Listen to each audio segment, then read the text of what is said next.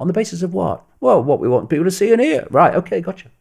And so it goes on. And now we're having this criteria for banning of whether it is harmful. Not if it's illegal. No, is it harmful? So what do you call harmful? Well, saying anything that we don't want people to hear. So it goes on. So what has happened with Alex Jones and many others now is gathering and gathering. All the time, they are censoring him before the point of delivery. And that's what they want to do to bring about this situation where they only have people seeing and hearing what they want them to see and hear. Now, I had a strange. I was demonetized, as they say, from YouTube a long time ago, I'm subject to what they call shadow banning, where you can actually post it, but then they make sure it's not seen by anything like the number of people it would normally be seen by. And then I was banned by Facebook, just banned by Facebook, out of nowhere, no reason, nothing. And quite a lot of people kicked off on Facebook, about what are you bloody doing? And out of nowhere, 7 days later, they just put me back up and said, oh, it was a mistake. Well, it wasn't a mistake, because if people hadn't have kicked off, I'd still be banned. So what's going to happen when the trigger comes out? I don't know. That's going to be fun. But you see, we've got a choice. We can speak our truth and let the world be what it is, or we can keep censoring ourselves, and then drip, drip, drip, drip. More and more is censored. The criteria for censorship gets wider and wider, and eventually you're banned anyway. So we might as well tell the truth straight up off the bat, and then what happens happens. So that's what I do, and how they'll react, I don't know. And frankly, I don't particularly care, because if I did, I'm giving them power. If David does get completely deplatformed after the release of The Trigger in September this year, September 11, his website, davidicke.com, link is in the description box below this video. Whatever's happening in the news, he puts regular videos up, links to stories from alternative media. Highly recommend you keep track of what he's doing on his website. There's also the Renegade, a movie's come out, Renegade, which is a feature-length movie about my life and work. It's not long come out, available through davidicke.com on a number of different platforms. People have tried to get it banned, but when the platforms have watched it, they can't find a reason to ban it. But it had, some of the premieres have been banned. But it's a film that shows me as I am and not as I'm painted. And also there's an enormous amount of information in there, which is accessible to people who know nothing about this information. It's really accessible. It's not all that, deep on all of it. It's very accessible. So that's available as well. What was the reason they cited for banning you from Australia, David? Because this tells you something, Shaun. It shows you, this force is extremely arrogant, but a lot of its arrogance is trying to convince itself of its omnipotence, as well as trying to convince everyone else.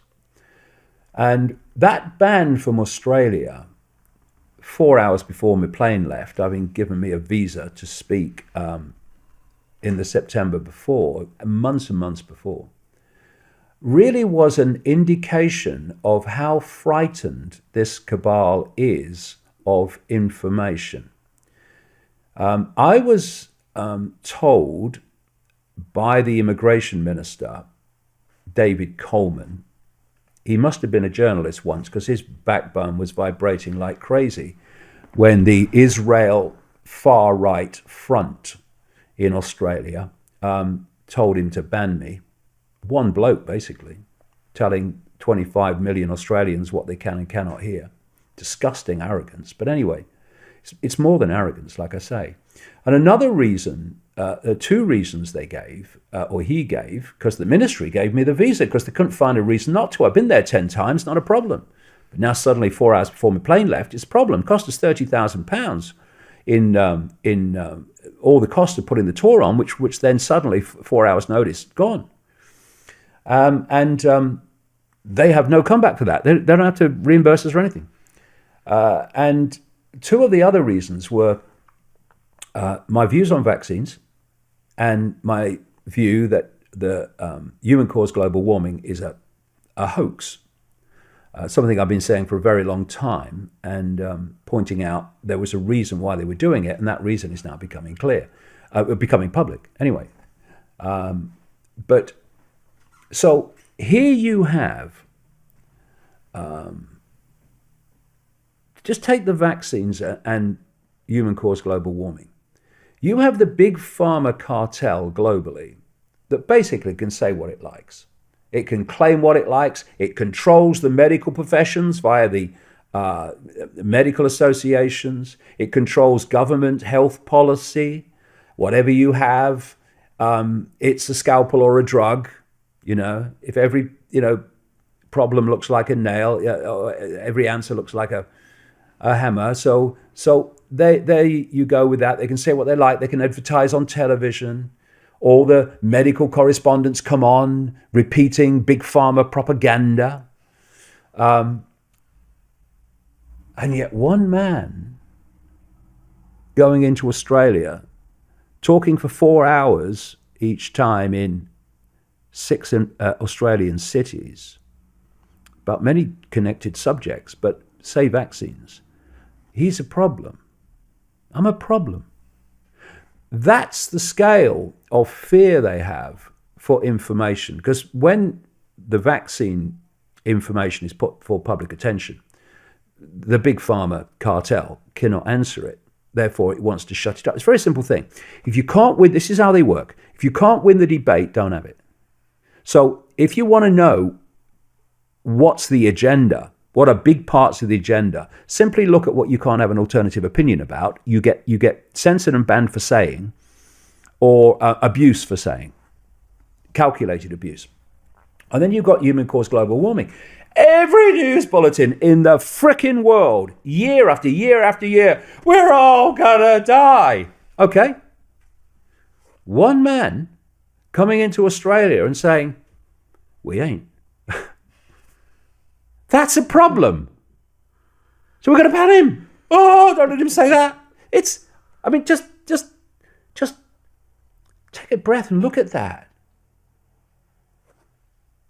The totality of their control of information, and they're terrified of one guy speaking at 6 meetings. That's the scale of fear they have of information to challenge the official narrative, and that's why this hysteria of censorship is happening ever faster. I know a lot of good people who campaign for causes, and it seems when a cause reaches a certain level, it gets co-opted. Yeah. And the people manipulating the public channel that energy into something then that they can profit from. So with the global warming hoax, how is that scam run? Runs like this. You use the Nazi technique. You keep repeating the lie, and eventually people will believe it. Well, everyone knows that, mate. Why? Because that's all everyone's heard. And you find among the general population, despite the constant propaganda, how many people don't buy it? Because they've got a brain they put on active duty, and they can see through it. Anyway, this is what happened. Is that I said long time ago that human-caused global warming is a hoax for a reason. Because you just say it's a hoax, people are obviously going to ask, well, why is it a hoax? And you have to be able to answer that. Otherwise, you've got no credibility. And there has to be a reason. Otherwise, it wouldn't be a hoax. And the reason is to justify the centralization of power to save the planet. And we already have the blueprints for that in the process, called Agenda